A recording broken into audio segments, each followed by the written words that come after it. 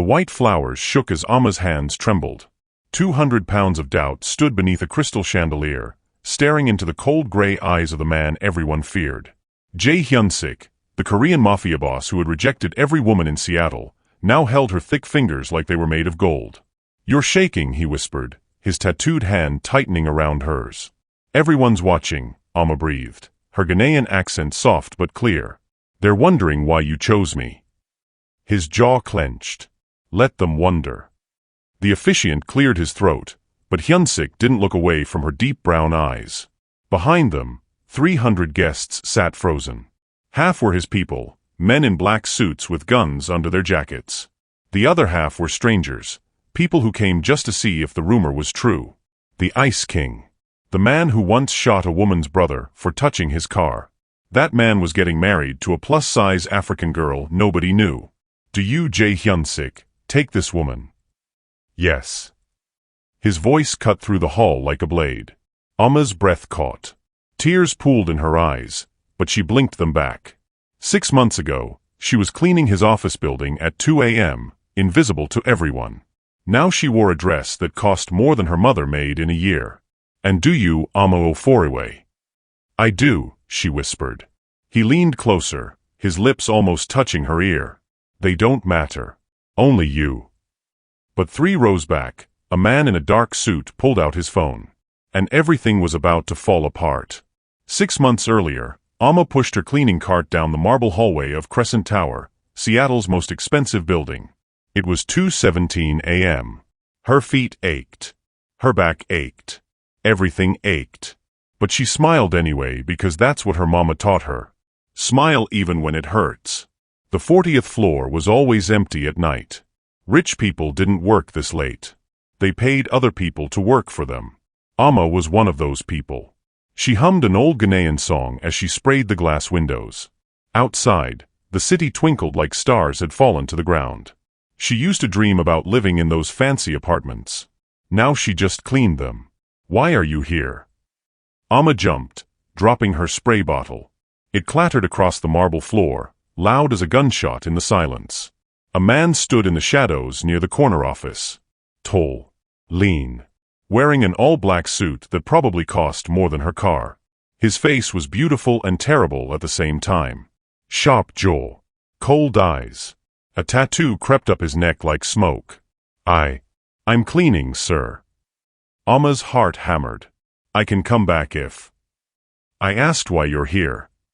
He stepped into the light. "This floor is restricted after midnight." "Nobody told me that." Her voice shook. She'd been cleaning this building for 3 months. Nobody ever said anything about restricted floors.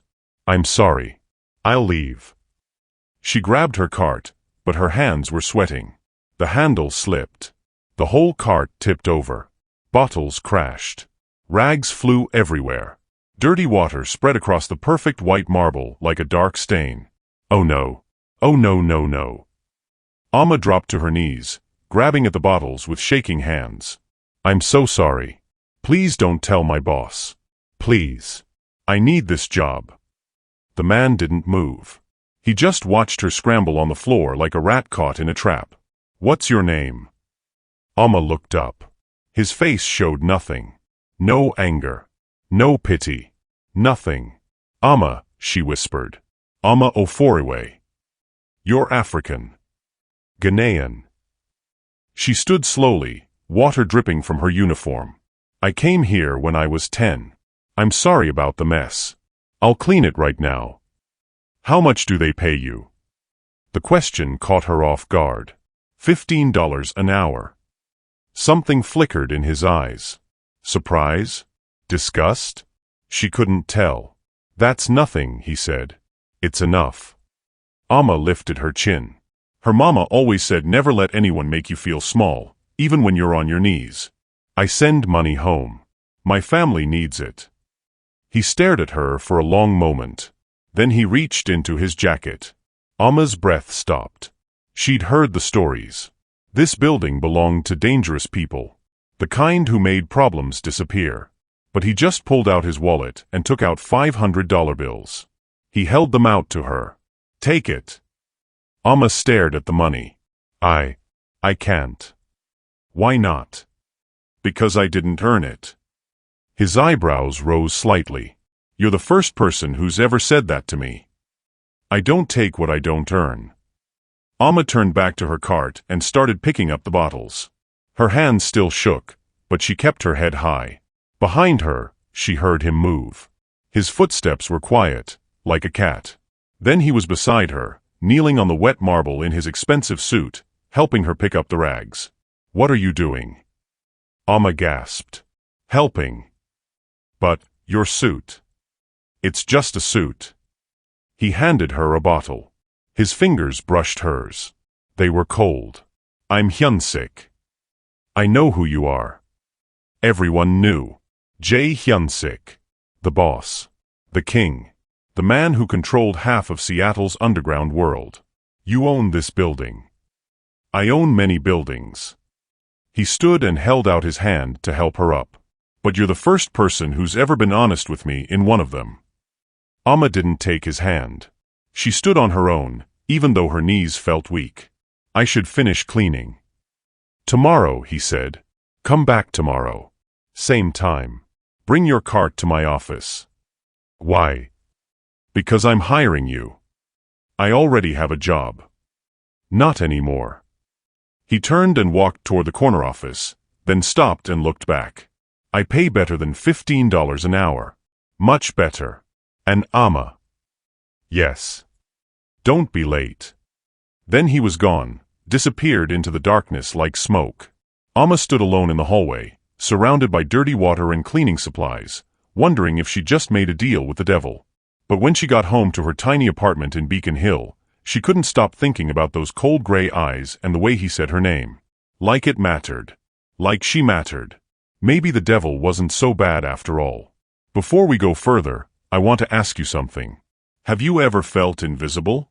Like you could stand in a room full of people and nobody would see you? Drop a comment below and let me know, because Amma's about to learn that sometimes being invisible is the most dangerous thing of all. The next night, Amma stood outside Hyunsik's office at exactly 2 a.m.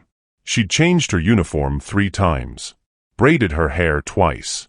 Her stomach twisted in knots. The door was already open. Come in. She pushed her cart inside. The office was huge. Floor-to-ceiling windows showed the whole city. A black desk sat in the center like a throne. And behind it, Hyunsik sat perfectly still, watching her with those cold eyes. You came, he said. You told me to. People don't usually do what I tell them because they want to. They do it because they're afraid. He stood and walked around the desk. Are you afraid of me, Amma? She thought about lying, but her mama raised her to tell the truth. Yes. A tiny smile touched his lips. It disappeared so fast she almost missed it. Good. Fear keeps you alert. Alert keeps you alive. He gestured to a chair. Sit. I'm here to clean. Sit. Amma sat. The leather chair was softer than her bed at home. Hyunsik leaned against his desk, arms crossed. I need someone I can trust. Someone who won't sell my secrets for money or power. Someone honest. I'm just a cleaning lady. No. His voice was sharp. You're a woman who sends money to her family in Ghana. Who works 2 jobs. Who goes to community college during the day and cleans buildings at night. Who rejected $500 because she didn't earn it. He tilted his head. You're exactly who I need. For what? My assistant quit yesterday. Shot in the head for stealing from me. He said it like he was talking about the weather. I need someone new. Someone nobody suspects. Someone invisible. The word hit Amma like a slap. Invisible. That's what she was. That's what she'd always been. What would I have to do? Answer phones. Schedule meetings. Bring me coffee. Normal assistant things. He paused. And sometimes, not normal things. Like what? Like keeping your mouth shut when you see things you shouldn't see. Like forgetting faces and names. Like understanding that some questions don't get asked. Amma's hands gripped the armrests. You want me to work for the Mafia. I want you to work for me. He moved closer. She could smell his cologne now. Expensive. Cold. Like winter. $50 an hour. Health insurance. An apartment in this building. And your family in Ghana? I'll send them $5,000 a month.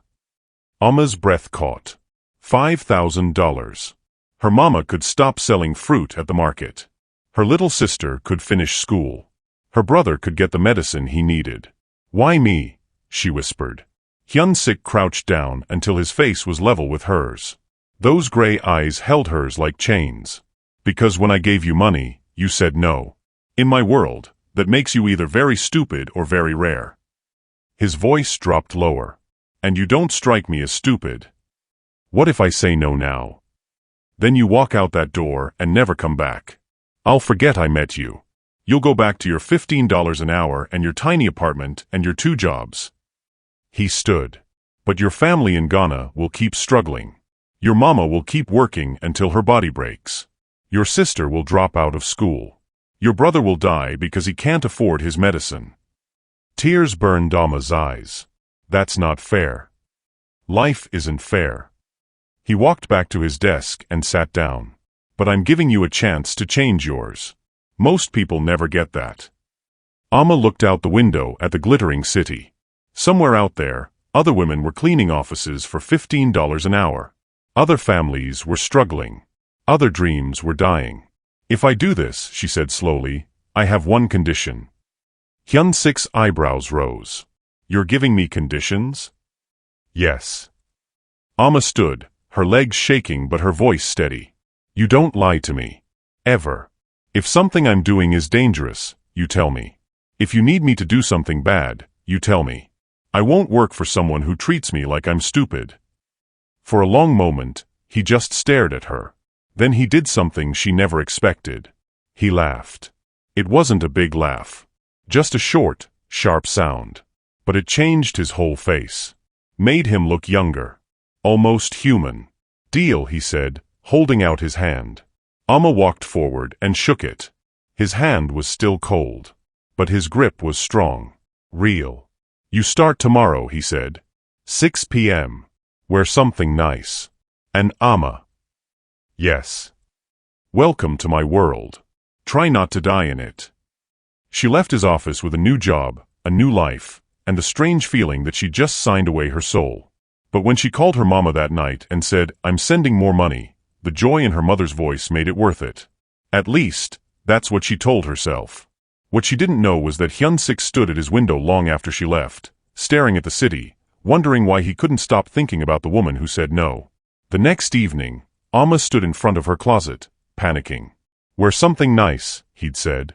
But all her clothes were old. Faded. Stretched. Nothing fit right on her body. Nothing ever did. She finally chose a black dress her mama sent from Ghana. It was simple but beautiful, with gold thread around the edges. It hugged her curves, all 200 pounds of them. She almost changed 3 times. But the clock said 5:45 p.m.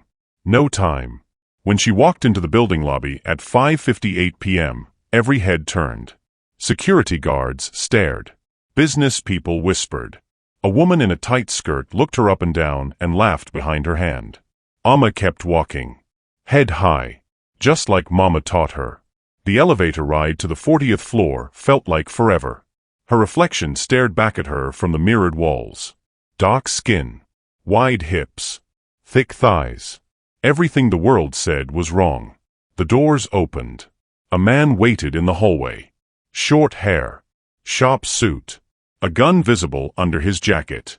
You're the new assistant? He looked her up and down with cold eyes. Follow me. He led her through glass doors into a massive office area. 20 people worked at computers.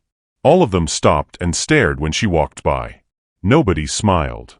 That's Yoon-hak, the man said, pointing to a tall Korean man near the window. Hyun-sik's right hand. Don't bother him unless you want to lose yours. That's Min-seo, his sister. She looks sweet, but she's not. And that's Mrs. Park, the housekeeper. She actually likes people, so you might survive her.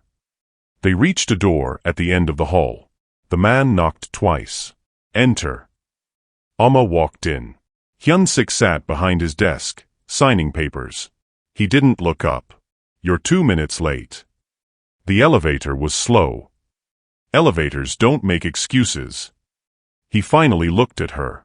His eyes traveled down her body, then back up to her face. His expression didn't change. "Sit." Amma sat in the chair across from him. "Your job is simple. You're my shadow. Where I go, you go. What I need, you get. What you see, you forget." He slid a phone across the desk. "This is yours. It only calls me. If I call, you answer in 3 rings or less. Understood?" "Yes." "If someone threatens you, you run. You don't fight. You don't play hero. You run and you call me." His voice was ice. "You're worth more alive than dead."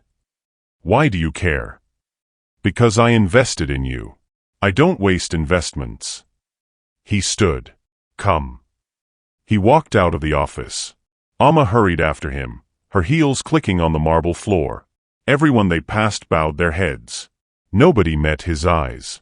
They took a private elevator to the 45th floor. When the doors opened, Amma gasped. It was an apartment. But not like any apartment she'd ever seen. Everything was white and black and silver. Modern. Cold. Beautiful. "This is yours," Hyun-sik said. "What?" "Your apartment. Part of your payment." He walked to the window. "You'll live here. Close to me. Safer that way."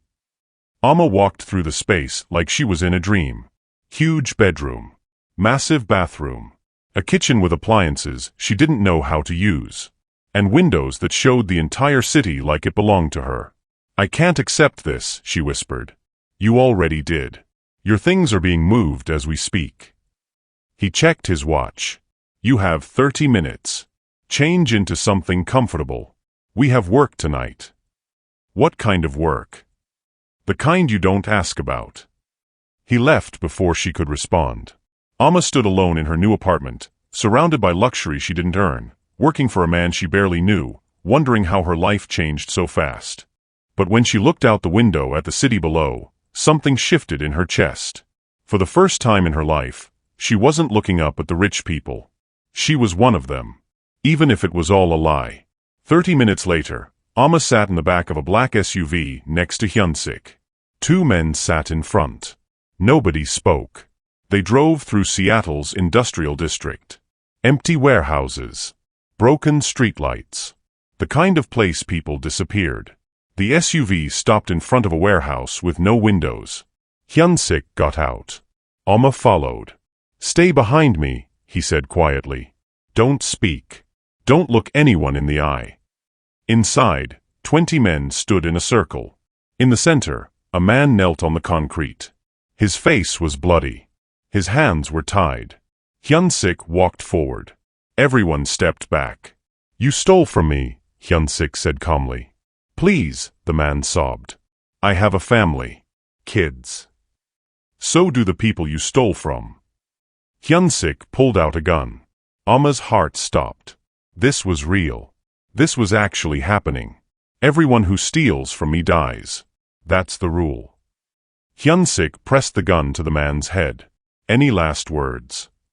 "Please. God, please." Amma couldn't breathe. Her body screamed at her to run. But her feet wouldn't move. Then Hyun-sik lowered the gun. "But today, I'm feeling merciful." He looked at Amma. Something flickered in his eyes. "You have 24 hours to return what you stole. With interest. If you don't, I won't be merciful again." The man collapsed, crying. Hyun-sik walked past him without another word. Amma followed, her legs shaking. In the SUV, silence filled the space like smoke. "Why did you let him go?" Amma finally asked. Hyun-sik stared out the window. "Because you were watching." "What does that mean?" He turned to her. Those cold eyes weren't so cold anymore. "It means you're changing things already. And I don't know if that's good or dangerous." Amma didn't know either. But something had shifted between them in that warehouse. Something neither of them could name. 2 weeks passed. Amma learned the rules of Hyun-sik's world quickly. Don't ask questions. Don't trust anyone. Keep your head down and your mouth shut. But working close to him was like standing next to fire. Dangerous. Hypnotic. Impossible to look away from. He never smiled. Never laughed. Never showed anything except cold control. But sometimes, when he thought she wasn't looking, she'd catch him watching her. And in those moments, something in his face would soften. One night, they worked late in his office. Amma brought him coffee at midnight. "You should go home," he said without looking up from his papers. "This is my job." "Your job ends at 10 p.m. You're still here." He finally looked at her. "I don't sleep much." "Why not?" "Nightmares." He said it simply, like it was nothing. "When you've done the things I've done, sleep isn't peaceful." Amma set the coffee down and sat across from him. "My mama used to say nightmares are just memories that won't stay buried." "Your mama sounds wise." "She is. She raised 4 kids alone after my papa died. Worked every day. Never complained." Amma smiled. "She taught me that strength isn't about being hard. It's about being soft and surviving anyway." Hyunsik was quiet for a long moment. Then he said something that shocked her. "I killed my first man when I was 16. Amma's breath caught. "My father made me do it. To prove I was strong enough to lead." His voice was empty. Hollow. "I threw up for 3 days after. But I never told anyone. Weakness gets you killed in my family." "That's not weakness," Amma whispered. "That's being human." He looked at her like she'd spoken a foreign language. "Nobody's ever said that to me before. Maybe nobody's ever been honest with you before." Something cracked in his expression. Just for a second. Then the mask came back. "You should go, Amma. Before I say things I shouldn't." But Amma didn't move. "What would you say?" He stood and walked to the window, his back to her. "That you're the first person who's looked at me and seen something other than a monster. That I don't know what to do with that. That it scares me more than any gun or knife ever has." Amma's heart hammered. She stood and walked to him. Stood beside him at the window. "I see a man," she said softly. "Just a man. Trapped in a life he didn't choose. Trying to survive the only way he knows how." Hyunsik turned to her. They were so close she could feel the heat from his body. "You're dangerous," he whispered. "So are you. I could hurt you." "You won't." "How do you know?" "Because when you had that gun to that man's head, you looked at me. And you chose mercy." She reached out slowly and touched his hand. He flinched but didn't pull away. "That's not a monster. That's a man trying to find his way back to being human." For the first time since she'd met him, Hyunsik's walls crumbled. His hand turned and gripped hers. "I don't deserve your kindness." "Nobody deserves kindness. That's what makes it kindness." He pulled her closer. His other hand came up and touched her face, gentle as a whisper. "If I do this," he said, his voice rough, "there's no going back. People will target you. Hurt you to get to me. Your life will never be normal again." "My life was never normal." Amma's eyes filled with tears. "I've been invisible my whole life. But when you look at me, I feel seen." Something broke in him. He pulled her into his arms and held her like she was the only real thing in his world. And maybe she was. They stood like that for a long time, 2 broken people holding each other together in the darkness. Outside, the city glittered. Inside, something new was being born. Something neither of them expected. Love. The next morning, everything changed. Amma walked into the office at 6 p.m. like always. But the energy was different. People whispered. Stared. Yoon-hak stood outside Hyunsik's door, his face grim. "He wants to see you," Yoon said. "And Amma? Be careful." She knocked and entered. Hyunsik stood at his window, tension radiating from his body. On his desk lay photographs. Amma stepped closer and her blood went cold. They were pictures of her. Leaving her apartment. Walking to the store. Eating lunch. Someone had been following her. "Who did this?" she whispered. "My enemies. They know you matter to me now." His voice was dead. Empty. This is what I was afraid of. What do we do? He turned. His face was the cold mask again. The softness from last night was gone. We end this. Before it starts. What does that mean? It means you can't work for me anymore. You can't be near me. You need to disappear. Amma's heart shattered. You're pushing me away. I'm protecting you. I don't need protection. I need you to trust me. Trust gets people killed in my world. He walked to his desk and pulled out an envelope. There's $50,000 in here. Enough to start over somewhere safe. Take it and go. No, Amma. No. She slammed her hand on the desk. You don't get to pull me into your world, make me care about you, then throw me away because you're scared. I'm not scared. Yes, you are. You're terrified. Because for the first time in your life, you have something to lose. Tears streamed down her face. Well, guess what? So do I. And I'm not running. Hyunsik stared at her, his jaw clenched so tight she could see the muscles jumping. If you stay, they'll come for you. Then let them come. They'll hurt you to hurt me. Then protect me. Fight for me. But don't you dare send me away because you're afraid to love me. The word hung in the air like thunder. Love. Hyunsik closed his eyes. When he opened them again, they were wet. I don't know how to love someone without destroying them. Amma walked around the desk and took his face in her hands. Then learn. With me. We'll figure it out together. He pulled her close, his forehead pressed against hers. If I do this, if I keep you, I'll become more ruthless than I've ever been. Because anyone who touches you will die screaming. I know. You'll see terrible things. I've already seen them. Your life will never be the same. I don't want it to be. She kissed him softly. I want this. I want you. All of you. The monster and the man.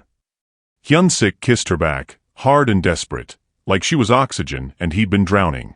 When they finally pulled apart, his eyes had changed. They were still cold. Still dangerous. But now they held something else. Purpose. Then we do this my way, he said. You stay by my side always. You learn to fight. You learn to shoot. You become strong enough that nobody can touch you. Okay. And Amma. Yes. Anyone who tries to hurt you will learn why people fear me. She should have been scared. But instead, she felt safe. Protected. Loved. Even if that love was wrapped in violence and darkness. Listen, I need you to do something for me right now. If this story is making you feel something, if Amma and Hyunsik's love is touching your heart, hit that like button.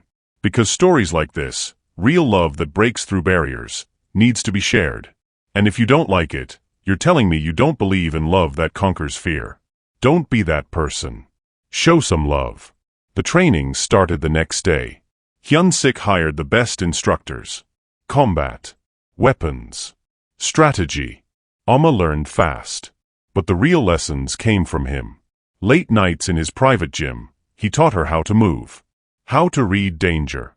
How to survive. Again, he said as she threw another punch. Her fist connected with his palm. Sweat poured down her face. I'm tired. Tired gets you killed. He circled her like a predator. Your enemies won't care that you're exhausted. They'll use it against you. Amma threw another combination. Faster this time. Harder. Hyunsik blocked each one, then swept her legs. She hit the mat hard. Never drop your guard. He offered his hand. When she took it, he pulled her close instead of helping her up. Not even with me. His lips brushed her ear. Because the moment you trust completely is the moment you're vulnerable. I already trust you, she whispered. I know. That's what scares me. He kissed her then, deep and hungry. They made love on the gym mat, surrounded by weapons and sweat and the promise of violence. Afterward, lying in his arms, Amma traced the tattoos on his chest. What do they mean? Each one is someone I've killed. His voice was flat. 37 so far. She should have been horrified. Instead, She kissed each tattoo gently. Then I'll love all 37 pieces of you. 3 months passed. Amma transformed. She was stronger, faster, confident. People in the organization started respecting her.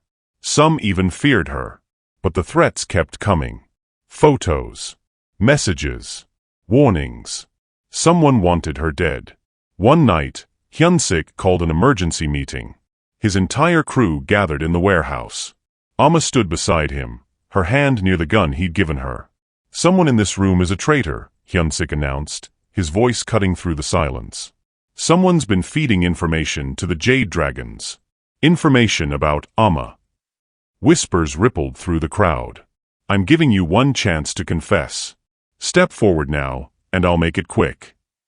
Nobody moved. Hyunsik nodded to Yoon Hak. He brought forward a young man, barely 20.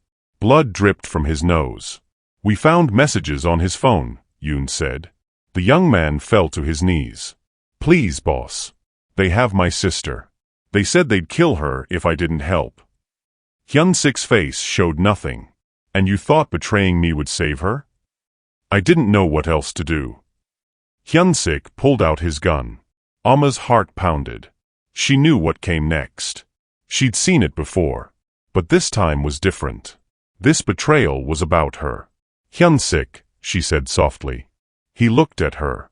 "Don't ask me to spare him." "I'm not." She stepped forward and took the gun from his hand. The young man's eyes went wide with terror. Amma pointed the gun at his head. "Where's your sister?" she asked. What? "Your sister. Where are they keeping her?" "I don't know. They just call me. I never see them." Amma lowered the gun and turned to Hyunsik.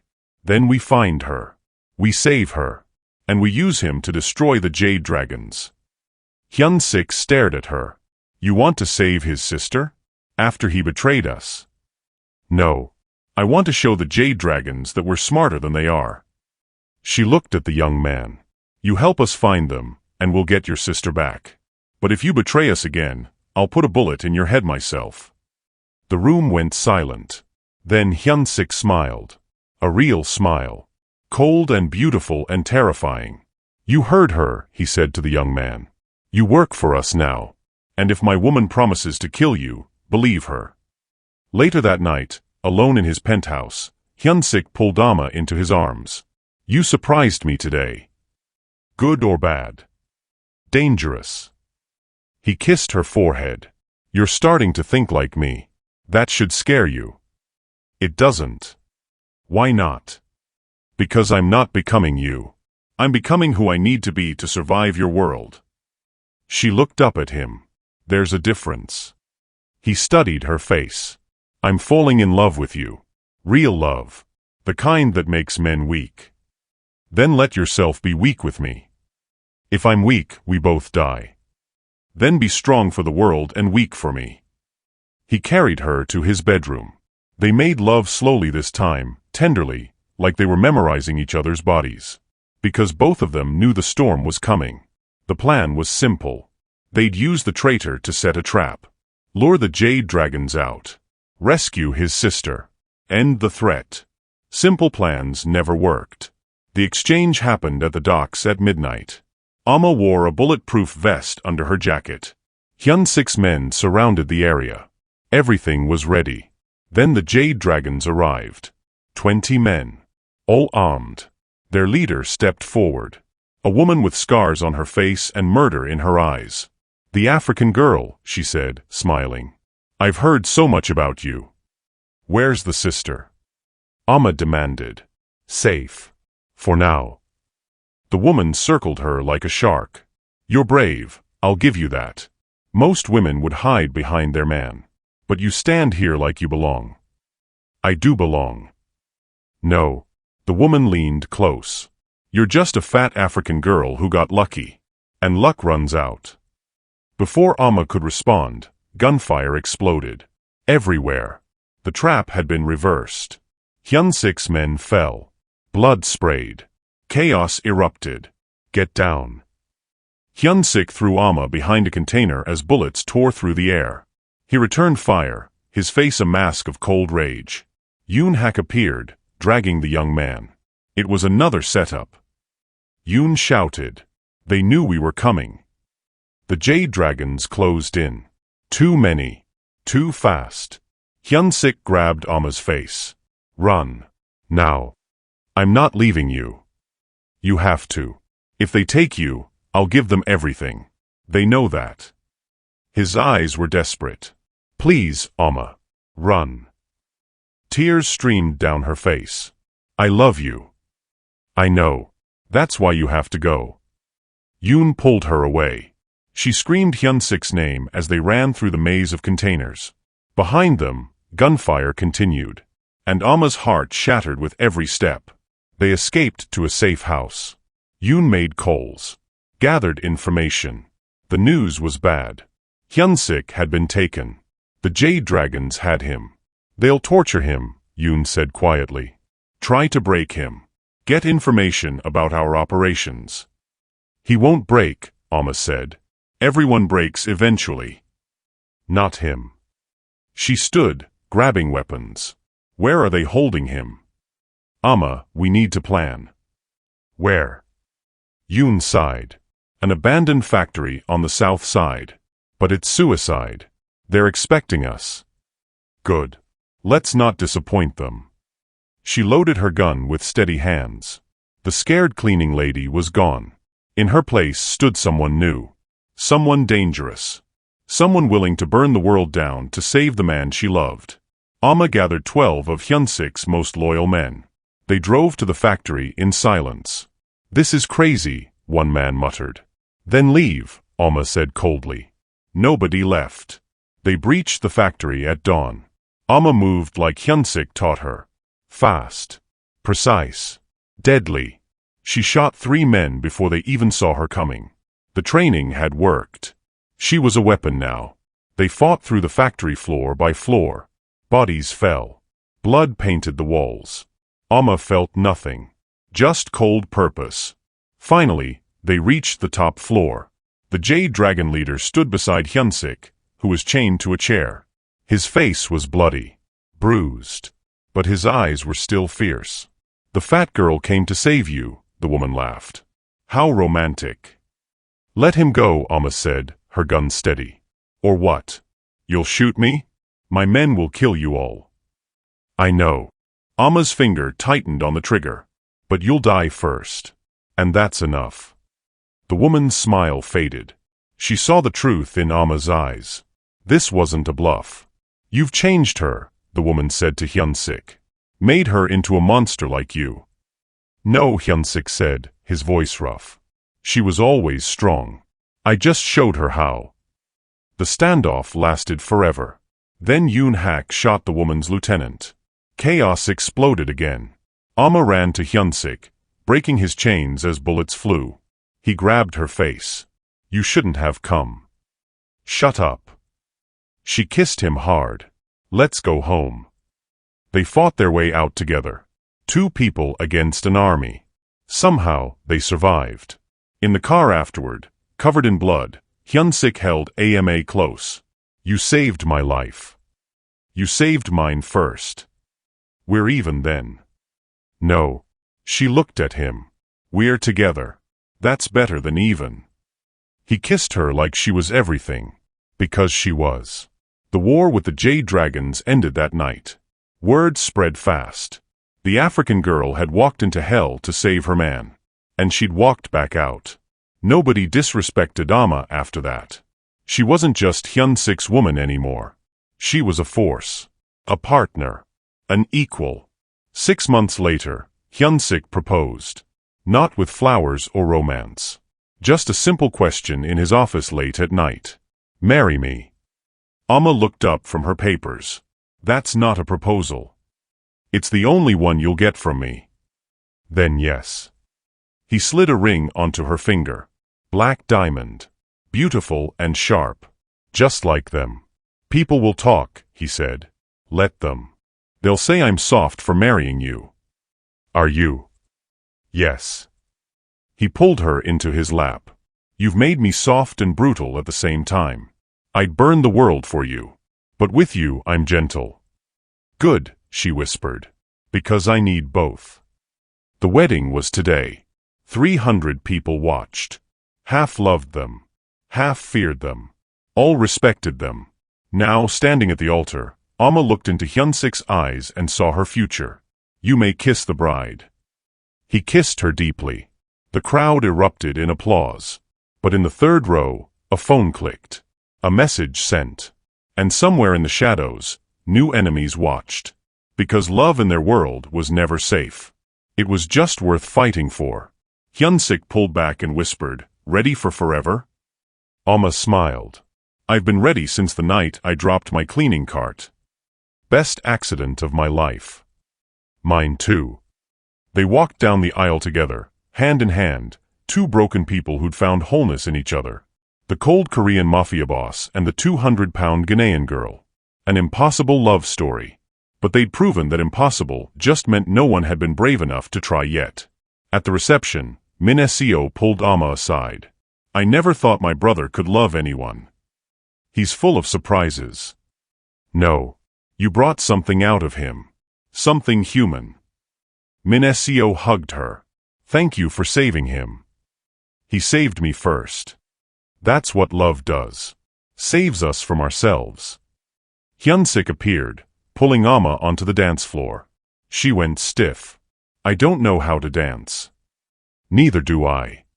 He held her close. "We'll figure it out together." They swayed awkwardly, stepping on each other's feet, laughing for the first time in months. The Ice King laughed. People stared in shock. "I love you," he said. "I love you too. Even the monster parts. Especially those." She kissed him softly. Because the monster protects what the man loves. Later, fireworks exploded over Seattle. They stood on the balcony, watching the sky burn. "What happens now?" Amma asked. "We build an empire. Together." Hyunsik pulled her close. "And anyone who threatens our family learns why legends are born from blood." "Our family." He placed his hand on her stomach. "Yes." Amma's breath caught. She hadn't told him yet. The pregnancy test had been positive that morning. "How did you know?" "I know everything about you." He turned her to face him. "Every heartbeat. Every breath. You're mine, Amma. And now part of me lives in you." Tears streamed down her face. "Are you happy?" "Terrified. But yes." "Me too." They held each other as the city sparkled below. Two people who should never have met. Two worlds that should never have collided. But love didn't care about should. It only cared about truth. And the truth was simple. A cold Korean Mafia boss had rejected all women. Until a 200-pound Ghanaian girl showed him that strength came in forms he never expected. That love could bloom in darkness. That monsters could be gentle. That invisible people could become unforgettable. 5 years later, their daughter played in the garden while Hyunsik and Amma watched from the porch. Life was quieter now. Safer. He'd stepped back from the business, letting Yoon run things. "Do you miss it?" Amma asked. "The violence?" "No. The power. I have all the power I need right here." He kissed her. "You and her. That's my empire." Their daughter ran over, laughing. "Daddy, push me on the swing." "Anything for you, princess." Amma watched them play, her heart full. They'd survived wars, betrayals, and an entire world that said they didn't belong together. But they'd proven everyone wrong. "Before you go, I need to ask you something serious. How many times have you scrolled past a video that touched your soul and didn't share it? How many stories about real love have you kept to yourself? This is your chance to change that.